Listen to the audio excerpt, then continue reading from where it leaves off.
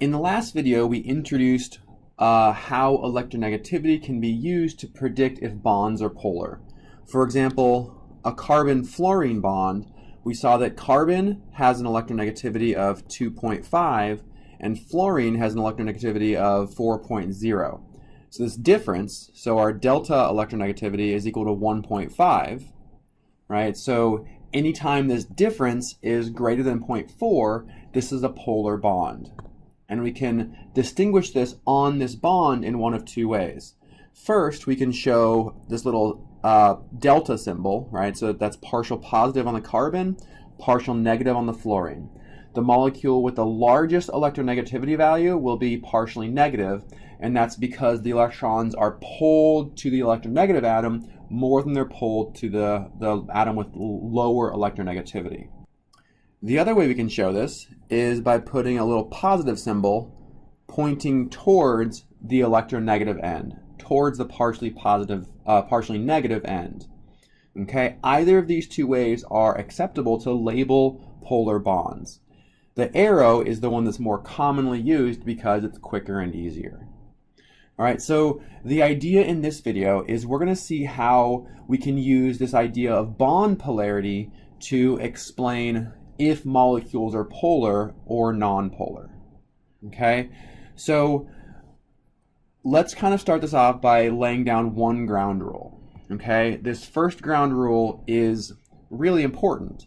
Okay, and that's if a molecule has no polar bonds. So if no polar bonds exist, a molecule cannot be polar.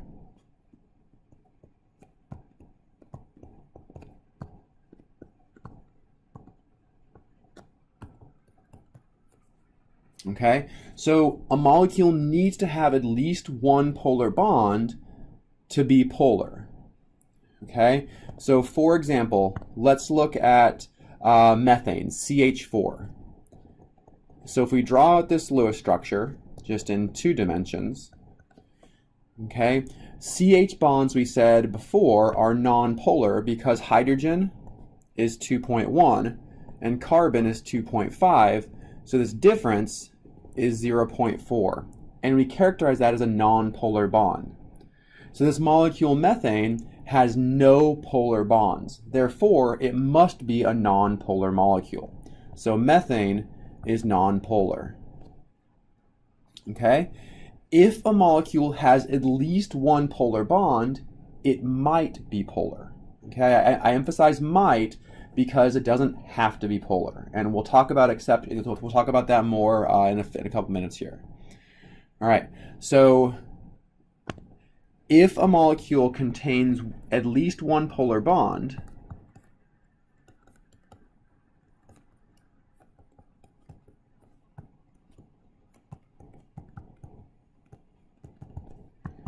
the molecule might be polar.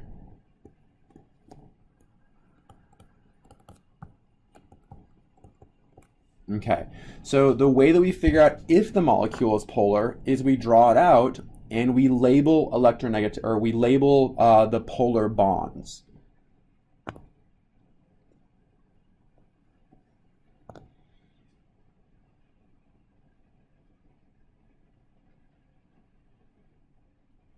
So let's consider, for example, this compound CH3F.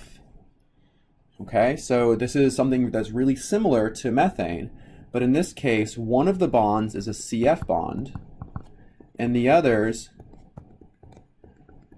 are CH bonds. Okay, we know that CH bonds are non-polar, but remember the CF bond is polar.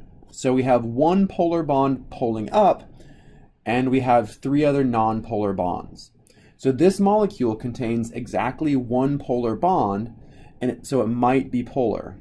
And as long as there's nothing tugging back against it, right? So as long as there's nothing tugging this way to kind of cancel out this polarity, then the molecule is polar. So in this case, we have a partially negative side of the molecule, and down here, this is all non-polar. So overall, the polarity of the molecule kind of pulls up.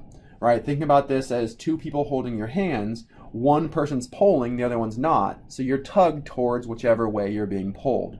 So this is a polar molecule. All right.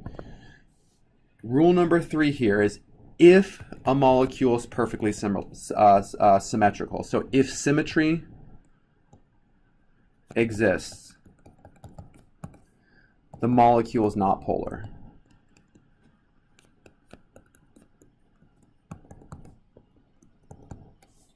And to exemplify this, let's think about carbon dioxide. Okay, so CO2 is a central carbon with 2 terminal oxygens. Carbon has an electronegativity of 2.5, oxygen is 3.5. So this is a difference of 1.0. This is a difference of 1.0. So each of these bonds are polar. So if we label these, right, so I have one polar bond going this way, and I have one polar bond going in the opposite direction. So the idea here is that these two polarities cancel out. So the arrow pointing to the right, pulling to the right, is perfectly canceled out by the arrow pointing to the left, right? So if you hold your hands out and imagine that the center of you is carbon and your two hands are the 2 oxygens, here you have somebody pulling you to the right and to the left with perfectly equal strengths. So overall, you go nowhere. So this molecule, even though it contains polar bonds, is nonpolar. Okay?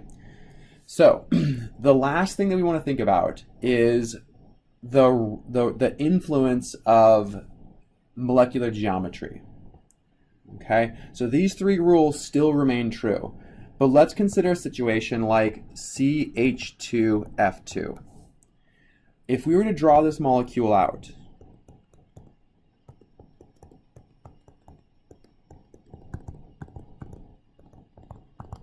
okay, if we were to draw this molecule out without considering all dimensions, we would label the CF bonds polar and the CH bonds nonpolar.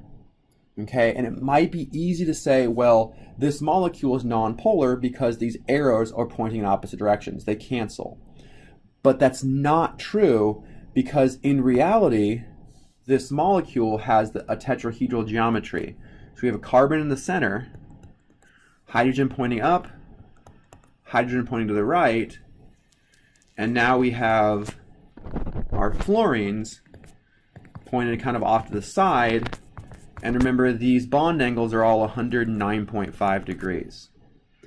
Okay, so when we label our electronegativity now, we have a polar bond pulling this way, a polar bond pulling this way, and nothing pulling back in this direction to cancel it out.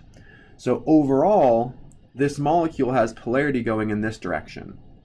So if you draw it in 2 dimensions, it looks like it's nonpolar, but since this molecule exists in 3 dimensions, it's tetrahedral, it is a polar molecule.